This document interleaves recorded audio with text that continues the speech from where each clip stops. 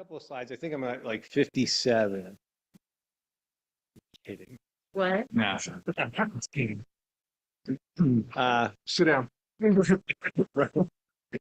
That's just an image of, that's just kind of a cover page, Eagle View Town Center. That's one of our concerts there.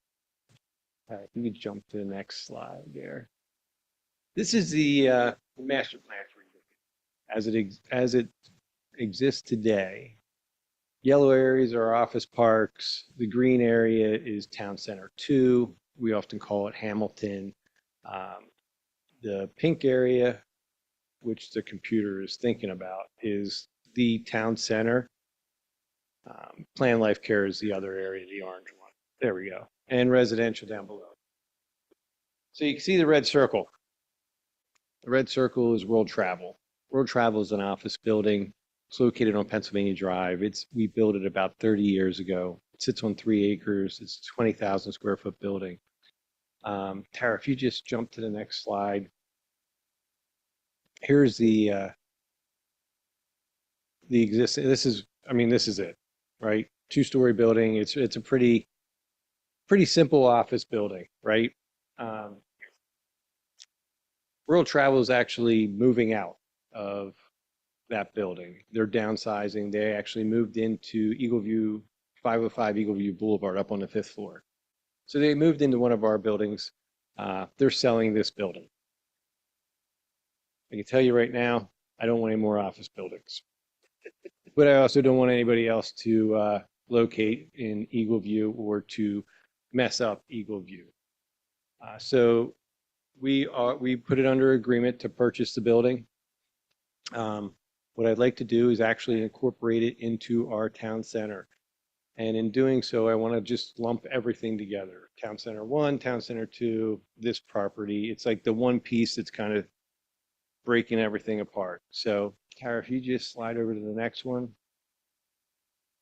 So really what this does is it just creates, town center zoning is town center zoning. This merges everything together, puts it all underneath a one conditional use. It's really more of an administrative process here than it is a development. We're not proposing any new buildings. We're not proposing to change any parking. We're not proposing any modifications. I'm not quite sure what we're going to do with that building yet. We're going to try to lease it, try to occupy it. I've been taking users over and giving tours of the building. We'll see where it goes. It's not a great office market. Will the zoning between 1 and 2 change? No. What's the lot adjacent to the east? Plan east. To the east. Plan east of World Travel. That's part of Hamilton. Right now, it's approved for an 82-unit apartment building. Okay. There's nothing built there now? There's not. Okay.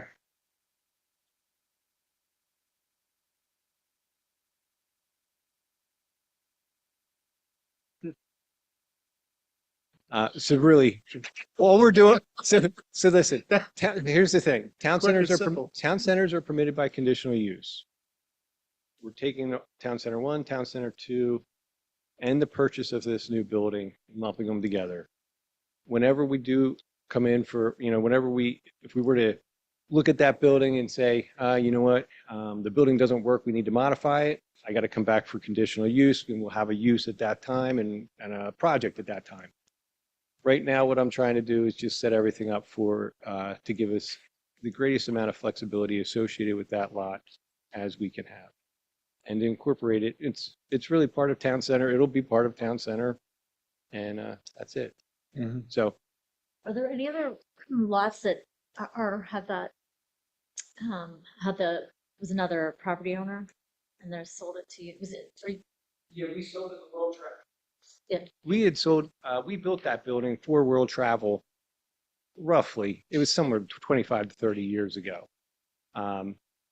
And yes, they've been in there for that time, and they're like a lot of other office users. One, they're downsizing, and so that's a 20,000 square foot building. They're going to be leasing 10,000 square feet.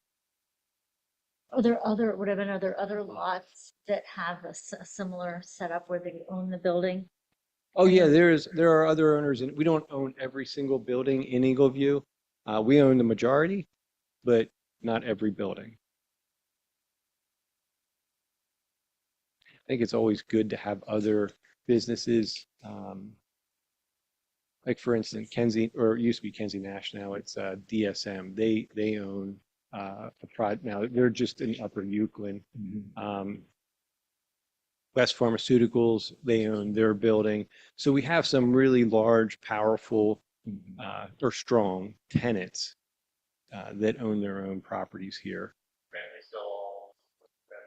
Uh, Bentley owns the two buildings in, they both, so, yes, they're both in Euclid Township.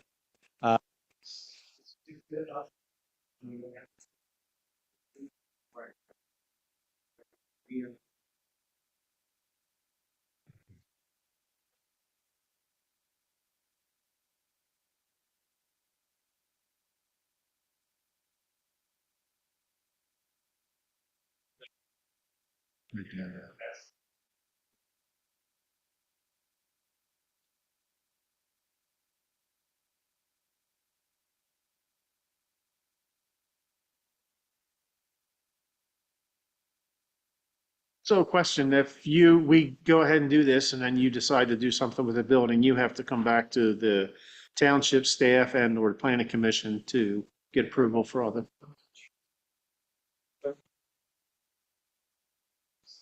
No, but if you do something different, right. If residential comes up at some point. If residential comes up at some point,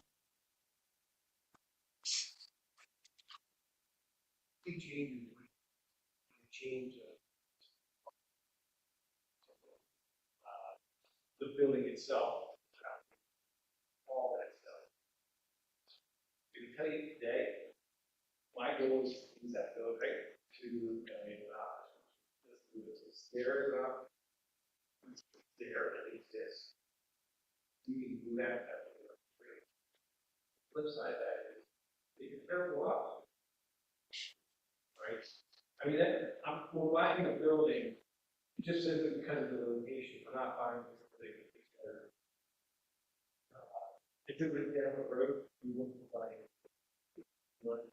Right, it's where it's located. We'll see where that goes in 6 months or a year. Gotcha. Maybe you said this already, but why, knows the history, why was there 1 and 2? Why was there a town center 1 and a town center 2? Is that just history or like? Yeah, that's. Okay. If you recall, we ended up also, after Town Center 2, there was a line item in the decision that said there shall be no more town centers. We then came back in July and revised that ordinance to allow for more town centers. Now we're consolidating. So also that decision said there shall be no more land designated for town centers. That was a condition. It's still all kind of the same thing. So there can now be more town centers. But this is consolidating 1 and 2. Okay, do we have any other questions, Yeah, comments? I have a question in Dan's letter, section 3C. Talks about E.B. Walsh's analysis and if the consolidation is approved and if conditional use is requested for residential, it talks about an additional 176 apartments based upon the consolidation. I guess is a question more for Dan.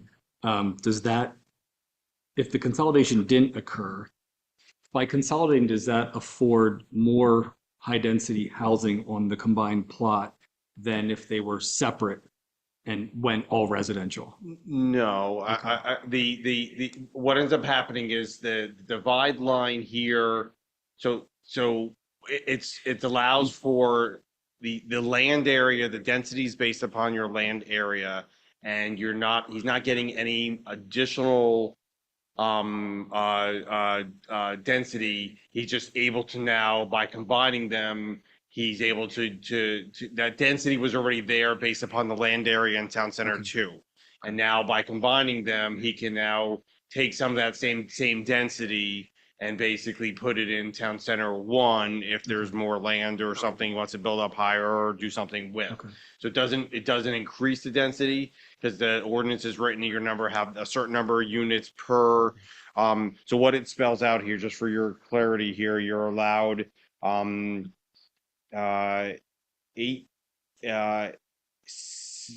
apartments, 12 units, I think, per acre. I think it ends up being for apartments, 8 units per acre for townhomes, 16 units per acre for senior housing, I think are what the numbers ended up being, but you're basically, that density exchange is just by combining them now gives him the flexibility to move stuff over and do some additional stuff within town center. I'll let Neil kind of share his thoughts on that. Okay. It's a pretty thorough answer. Mhm.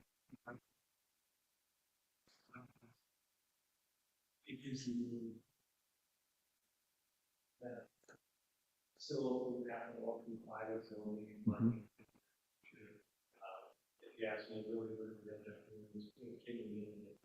structure parking for two dealers to do that. I don't see that in the near term. Mhm. So the currently the town center 1 as it exists today, basically is when the market, the Whole Foods building got constructed with the Mhm. additional apartments. Yep. That capped the capacity based That upon that land area that was Right. considered town center Right. 1. Yep. There was more capacity able to be able to fit in town center 2. Yeah. But that was, when that was approved, that pretty much hit the maximum capacity that's permitted per the current zoning. Got it. Yep. Okay.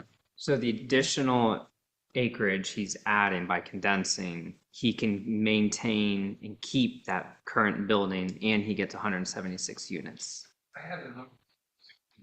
You do? Okay. Because but he only could do that if this doesn't, if this was not approved, this combining Town Center 2 and Town Center 1, that 176 units could only be added up to Town Oh, Center, two. Town So Center it's 2. something. I see. So that density was there based upon the current ordinance. It just allows him the flexibility To move it to to wide. basically build something like units on top of one of the existing buildings or expand one of the existing buildings or do whatever. The issue with this area, as Neil just mentioned, is this is at the maximum parking capacity. So if he was going to add additional units in this area in the future, he would end up having to build a garage in order to make that work.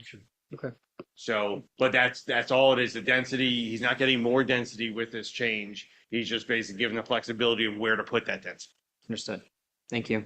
And if you tore down the world travel, then that would add to his available acreage. And That's one. The okay. world travel acreage Oh, that automatically acreage counts counts- into that, but if it's he's already calculated in. but what happens is like if all of a sudden that building isn't leasing and they decide to convert it, tear it down, whatever, and convert it to, they could build apartments on that lot Mhm. here for things could happen. Gotcha. All right, any other comments or questions? Do I have any public comments or questions? No? Do I have a recommendation? Yes. Okay. The planning commission would like to make a recommendation for the conditional use plan presented by Henkin Group contingent on the E.D. Walsh letter dated September 25th, 2025. I have a recommendation. Do I have a second? I'll second. I have a second. All in favor? Aye. Motion carries. Thank you very much. Thank you. You too. Next up, the Planning Commission Ordinance Amendment, Chapter 51. Discussion for recommendation. Eric?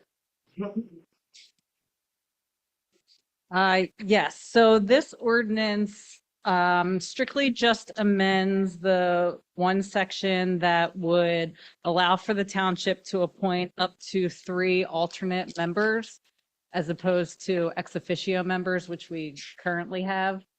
This would give an alternate the ability to vote Even though they're already participating as an ex officio, they'd be able to be allowed to vote if a member was not in attendance.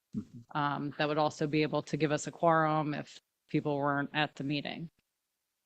That is strictly what this ordinance is for. So they would basically be allowed to vote if we were missing members. Yes, And if they vote, it's, yeah, okay. Yeah. But they wouldn't- Temporary. Temporary. temporarily, they'd be an alternate. So Got you. tonight we're missing a planning commission member. We'd be able to have our ex officio or alternate act as a voting member for the night. So with that total, we would have 10 members on the board? We could have up to. Up to, Yes, correct. because we have Yeah, 7 members and then we'd be allowed to have up to 3 Right. alternates. We wouldn't have to have 3 alternates, but we could.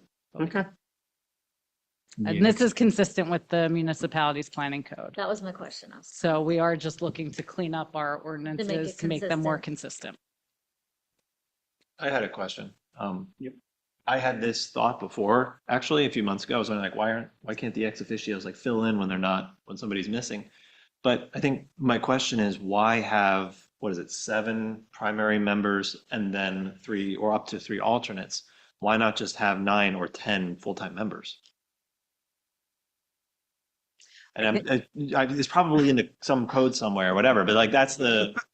I'm pretty sure the MPC says you can have 7 voting members. So that's where that number comes from. Yeah. Well, I'm just. at least by doing this. Listen, out of that answer, I'm thinking about my 4-year-old who would ask why. That would be Okay. why. Fair enough. Okay. A good question. Does that, I just have a question. Does that change how you would interview new candidates? I wouldn't Because I think felt so. like part of the natural progression is new members are ex officio and you get your feet wet, you learn that the difference is then a new member could theoretically vote or not vote, make recommendations on the first meeting. So Is that okay? I think so. I mean, it would give the new member would probably most likely still start as an alternate. I think it would be up to you guys at the beginning of the meeting to designate which alternate would be the voting member that night. So you'd probably pick by seniority, I would think. So that would be a 9 members on the PC. You're allowed to see. I haven't seen for all the municipalities that we've been involved with, I've never seen 9 members. 7 is pretty standard. It just adds to the problem, making it problematic to have a quorum because now you have to have 5 for a quorum instead of 4 for a quorum and yada, yada, yada. I'll make a motion to recommend the ordinance as written, amending chapter 1 of the Euclid Township Code, appointing an alternate member of the planning commission. Chapter 51. Did I not say amending chapter 51? Yeah, okay. I heard 1. thought you said 1. I'm said sorry, 1. 51. Yep. 51, my apologies, chapter 51. Okay. Do I have a second? A second. Mr. McLaughlin, second. All in favor? Aye. Go ahead with that. And next we have Aqua Pennsylvania Southeast Water Main Replacement Phase 4 Land Use Planning Letter. Yes, we received a letter from Gannett Fleming on behalf of Aqua Pennsylvania, indicating that they are looking to replace the water mains along Crump Road, as well as a few of the fire hydrants. They had asked for a land use planning letter from the Planning Commission, just to indicate that it's consistent with our ordinances and there's no agricultural ordinance that this project violates. I did draft a letter on behalf of the Planning Commission. It is in your packet.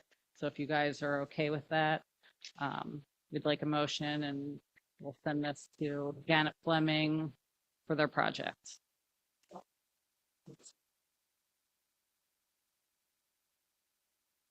Well, I personally say if they're not disturbing anything and they're replacing water main, it's a good thing. So. Do I have any other comments or questions? Dan, any comments on the materials that are being proposed? Yeah, so they'll submit to, so this is just a letter for them to go through the, Penvest and get funding for this. Okay. And so they will regularly here, such as the project that's going on now for Whitford, they'll submit to us for road opening permits. We don't govern their water mains, but one thing we govern is dealing with is the road, all the work within the roads and making sure our roads are protected and taken care of properly. So at some point, if they move forward with this project, which wasn't slated until at least 2026 here sometime, they'll submit road opening permits to us, and that would be a time when we would review. So they haven't submitted road opening permits for us at this point, so.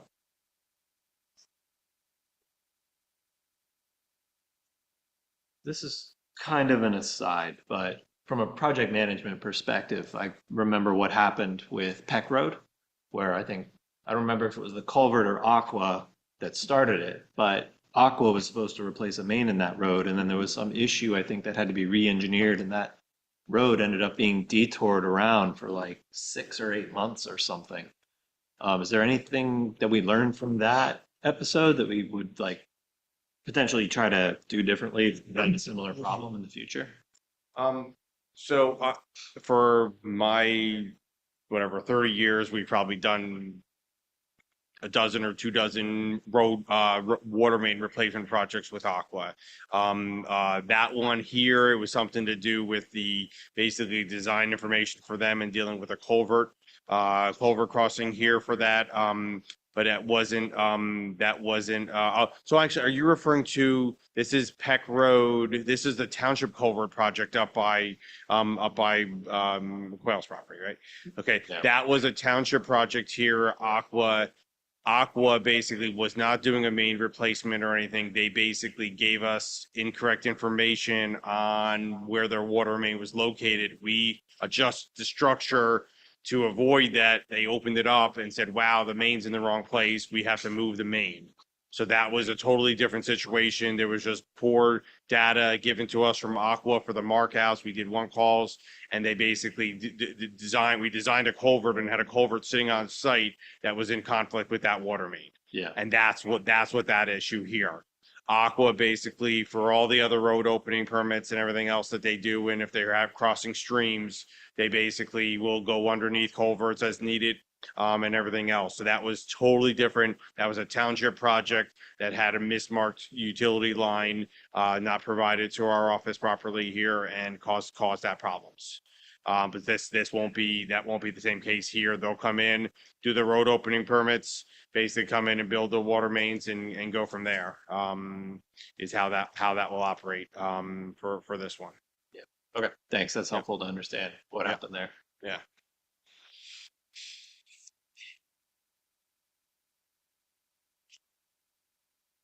Any other comments or questions? Any comments or questions from the public? Yes, sir, question. Will they be paid for it after the finish tear it up? Something, maybe a little better than going to Whitford, right? Good question, Shiro.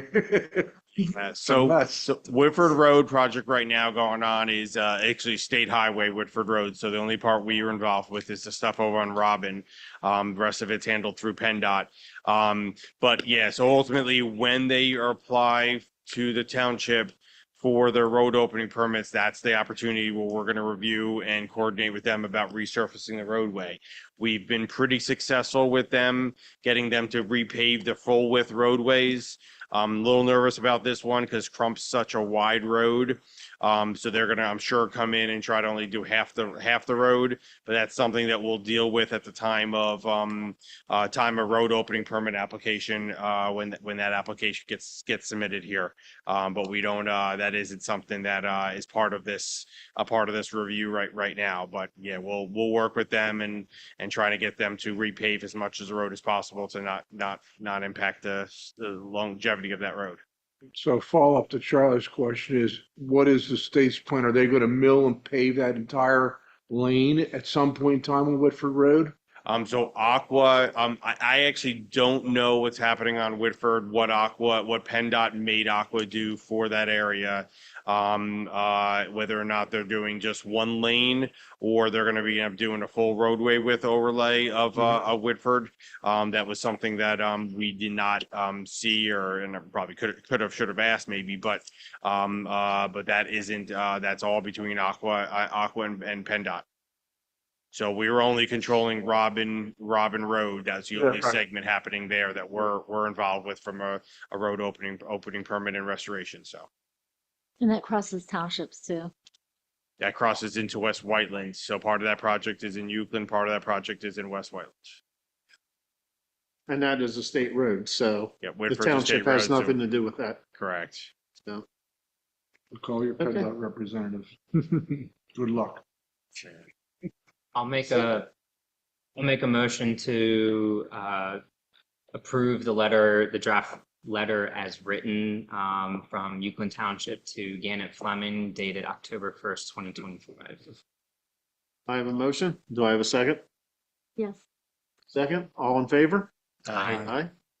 Okay, that moves forward. Okay, I'll go ahead with the announcements. 10-6, Board of Super. Go ahead, sorry.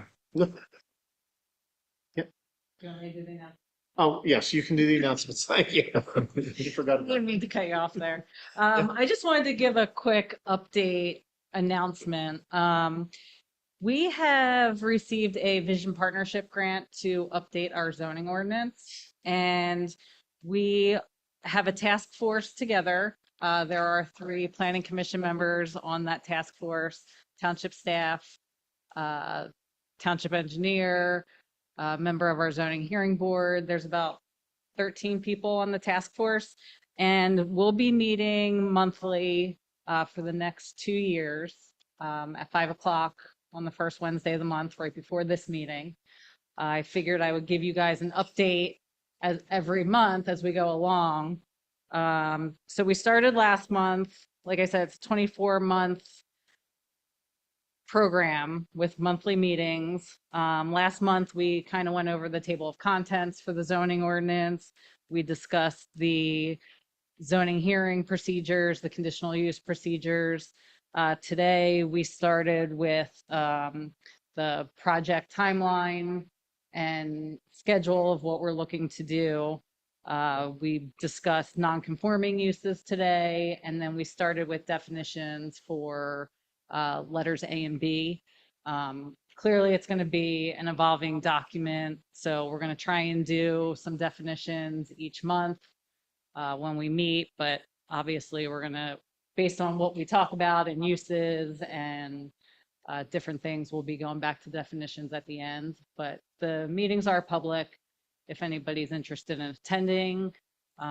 We're not allowing for outside participation at this time, but anybody can come and observe the workshop meetings.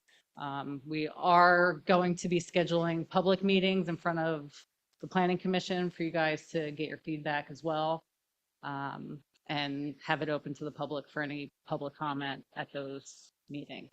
So I just wanted to give you an update. I don't know if it's going to be an outstanding agenda item moving forward on the Planning Commission, or if it's just going to be an announcement at the end. We'll figure that out moving forward, but I just wanted to give you guys a heads up of what was going on. Thank you.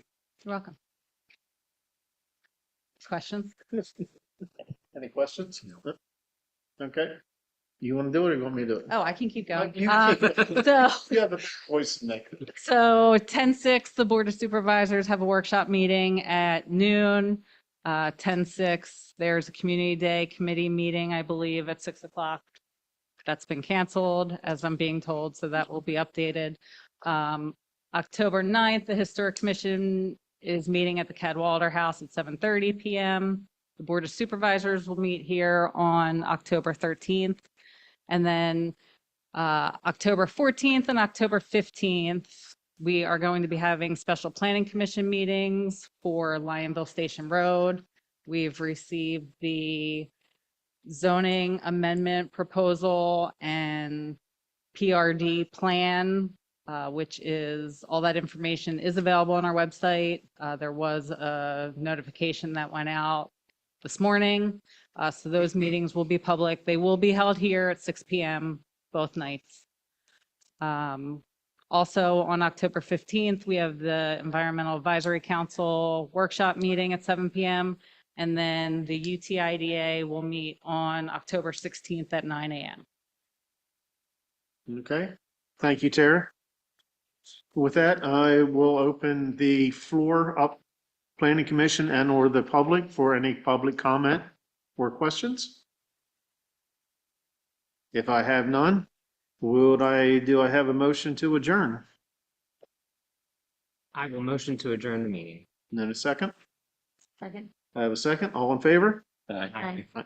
Thank you, everyone, for coming out. Have a great night. So what Safe did you journey think home. of the new You can have layout? this back now, thank you. Land illustrations.